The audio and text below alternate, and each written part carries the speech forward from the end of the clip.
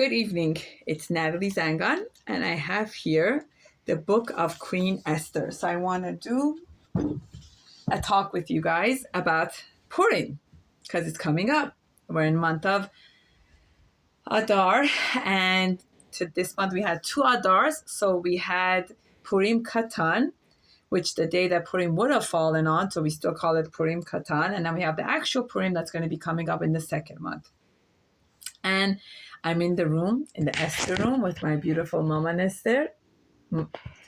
And her birthday was actually in Adar, because she was born in Adar, so that's why they named her Esther. And this is something that comes very dear to my heart, the talk I'm going to do, because this is something she always told me to go out there and talk about and make it significant and known. So a lot of people know, excuse me about that. So a lot of people know about the mitzvot of Purim. You have to have a seudah.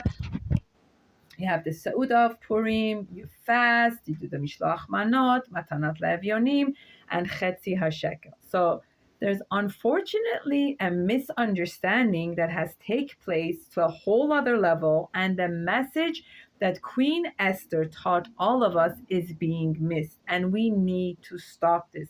We need to stop this before it gets worse and worse and worse.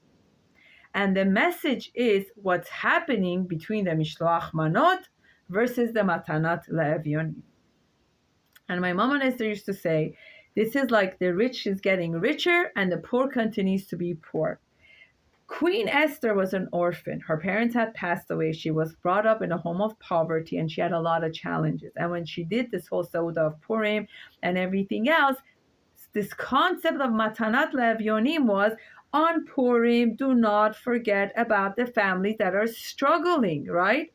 The misholach manot is only about giving 2 brachot to one person. Let me repeat that again. Misholach manot, 2 brachot, one person, right?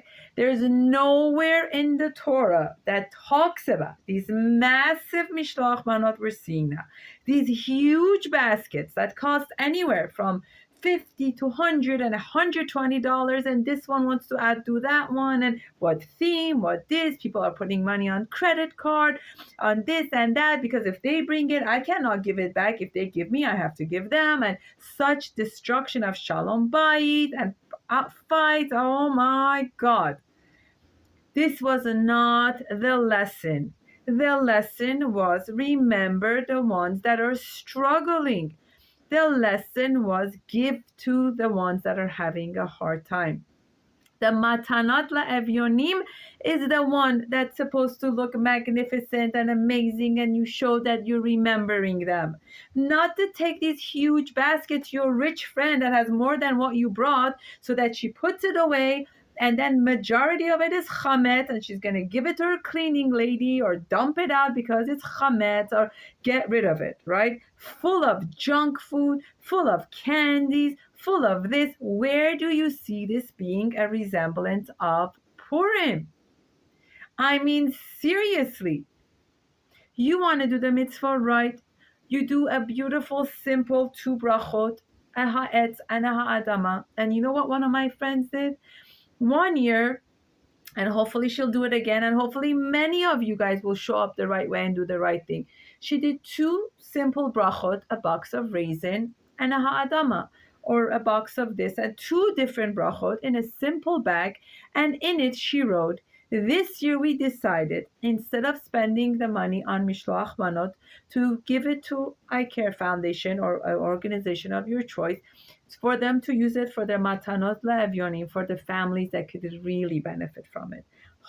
We hope you could understand this choice we made, and we put your name in there too. Happy Purim. And what did we do? We used that money. We got meat, chicken, food. We got vouchers at the restaurant so they could get the meal, and they were able to use the money to get food for their home, and with dignity and kavod, and the happiness was out of this world. The single moms, the widows, the Jewish foster families, you don't even know how thankful they were that we thought about them. That is the story of Purim. That is the message of Queen Esther. Remember the ones that are struggling. Matanot evyonim. Making these huge baskets are totally detouring from the actual lesson. I beg of you, this year, let's try and make a new trend. This year, let's do the message the way Queen Esther taught us. This year, let's bring back the actual essence of what this mitzvah is about.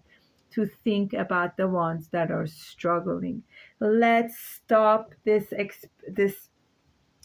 presentation and mine has to look better than that one, putting more financial stress on our spouses and ourselves more than we need to. It was a hard year. Everybody struggled, COVID, this, that.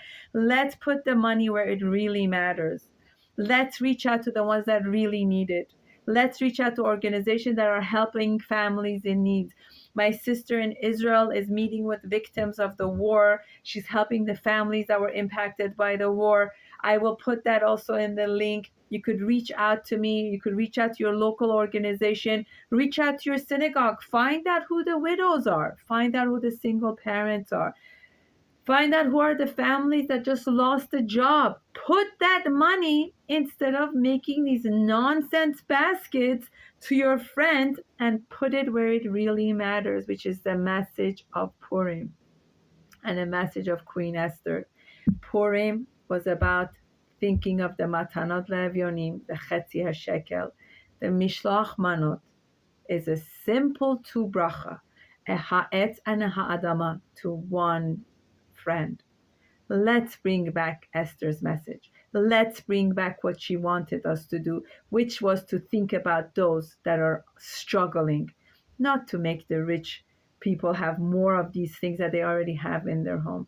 Open your heart, open your mind, open your soul, and let's do the mitzvah right this year from now on. Let's make a change of it from now so the generations to come do not overly focus about the misholach manot and forget the matanot evyonim. Let's think about the families in Israel. Let's think about the local families in our own community. Let's do this mitzvah right. Thank you for listening. This is Natalie Zangon. You can reach out to me. You can reach out to your local organization. Do the mitzvah right. Think about the ones that are underprivileged, not the ones that are doing fantastic. Let's do the mitzvah right together.